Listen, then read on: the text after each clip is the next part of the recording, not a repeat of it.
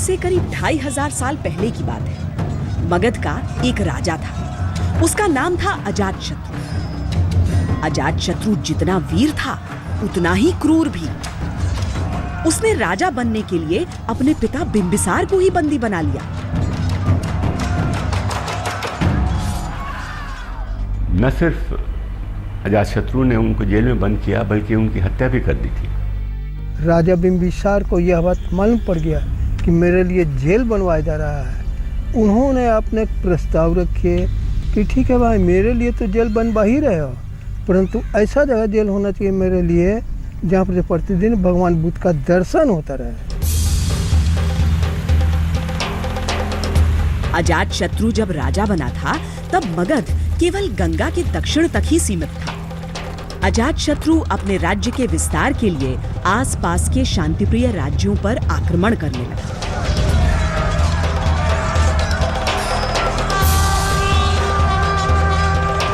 एक एक कर उसने वैशाली, काशी, कौशल समेत 36 राज्यों को मगध में मिला लिया। वो व्यापक था, ये मगध साम्राज्य था, और उत्तर में वैशाली तो उसके साथ था ही, और मैं पश्चिम में भी वो कौशाम्बी तक गया था, दक्षिण में भी उसका साम्राज्य फैला हुआ था।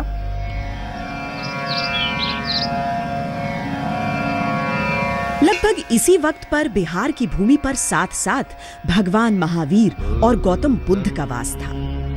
शरणं गच्छामि।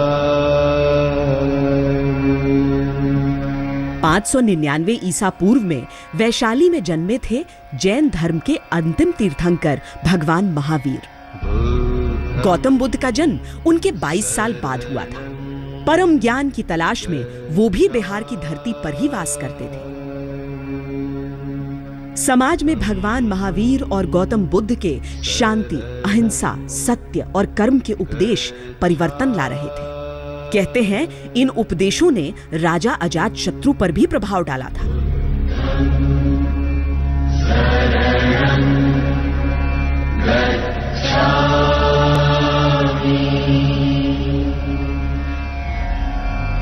बिंबिसार के वक्त तक मगध की राजधानी थी राजगृह, जिसे आज हम राजगीर कहते हैं। ये बहुत सुंदर शहर है, चारों ओर पहाड़ियां हैं। लेकिन अजातशत्रु के शत्रु तेजी से बढ़ रहे थे। राजा ने अपने मंत्रियों को बुलाया, कहा ऐसी राजधानी ढूंढो जिस पर कोई आक्रमण न कर सके। उनके मंत्रियों ने दिन रात एक कर दिया। तब गंगा किनारे पाटलीग्राम उन्हें खूब पसंद आया। यहां एक नई राजधानी की नींव रखी गई। इस शहर को एक नया नाम मिला, पाटलिपुत्र। कहा जाता है जब पाटलिपुत्र का निर्माण हो रहा था तब गौतम बुद्ध यहां आए थे। किले को देखकर उन्होंने कहा, 3 चीजें इस जगह के लिए संकट खड़ी कर सकती है, अग्नि, जल और गृह कलह। आग और पानी के संकट से परे कलह के बीच तो पाटलिपुत्र आज भी उलझा है। इस नगर को 3 चीजों से खतरा रहेगा।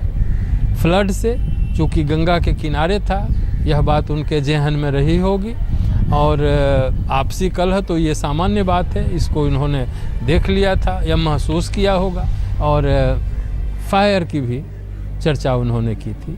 तो हम देखते हैं बाद में जो पाटलिपुत्र का विनाश हुआ है उसमें अग्नि से भी इसके नष्ट होने के पुरातात्विक प्रमाण मौजूद हैं, आज भी मौजूद हैं। पाटलिपुत्र और आज के दौर में पटना के नामकरण को लेकर भी कई कहानियां हैं। कहते हैं गंगा और सोन नदी की वजह से यहाँ बंदरगाह था। बंदरगाह यानी पाटन। पाटन से ही ये पहले पाटलिपुत्र और फिर पटना कहलाया। दूसरा किस्सा पौराणिक है। जब भगवान शिव सती के शरीर को लेकर जा रहे थे तब सती का पट यानी जांग का हिस्सा यहाँ गिरा था। उस जगह पर आज पटन देवी मंदिर है और रक्षक देवी के नाम पर ही शहर का नाम पड़ा है। कि पाटली नामक कन्या से जो पुत्र उत्पन्न हुआ वही यहाँ पर एक राज्य की स्थापना की और इसका नाम पाटलिपुत्र पड़ा, पाटली का पुत्र। अजातशत्रु का शासन करीब 32 वर्ष तक चला। उनके शासनकाल में मगध का खूब विस्तार हुआ और पाटलिपुत्र दुनिया का सबसे बड़ा शहर बन गया।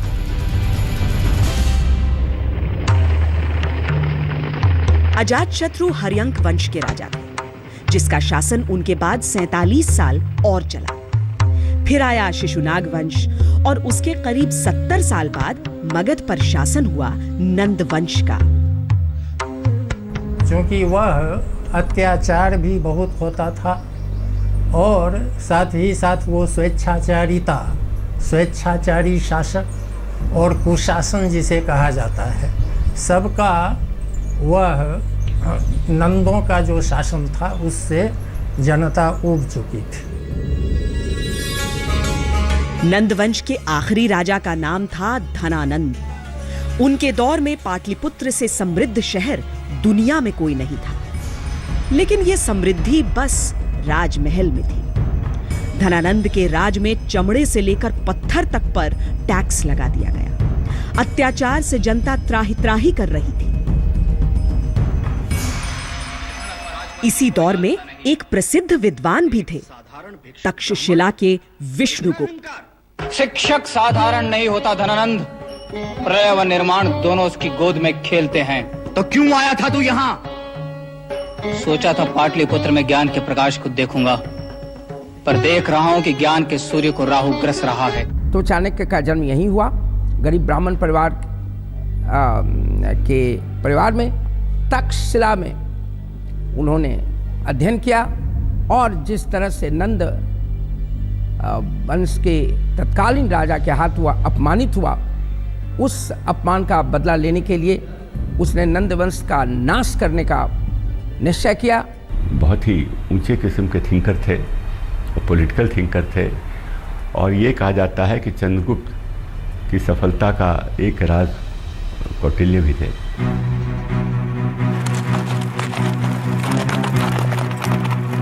तीन 327 ईसा पूर्व में ग्रीस का योद्धा अलक्षेंद्र राज्यों को जीतता हुआ भारत की ओर बढ़ रहा था। तक्षशिला के राजा ने भी उसके आगे घुटने टेक दिए थे। तब पोरस नाम से जाने जाने वाले पुरुराज पौरव ने मुकाबला किया, पर उसकी विशाल सेना के आगे टिक न सके। चाणक्य दूरदर्शी थे। वो विदेशी आक्रमण के आगे संपूर्ण क्षेत्र के लिए अंधेरा भविष्य देख रहे थे। चाणक्य ने सबसे शक्तिशाली राज्य मगध से भारतवर्ष की रक्षा की गुहार लगाई। किंग मेकर ही नहीं थे, उन्होंने साम्राज्य बनाया। किंग मेकर तो थे ही, उन्होंने राज सत्ता बदल दी, एक नया सिस्टम एडमिनिस्ट्रेशन का लाया। कहते हैं चंद्रगुप्त की सेना ने कई दफा मगध पर आक्रमण किया। आखिरकार चंद्रगुप्त मौर्य सफल हुए और 321 ईसा पूर्व में पाटलिपुत्र पर अधिकार कर लिया। चंद्रगुप्त मौर्य के साम्राज्य में आज का जो अफगानिस्तान है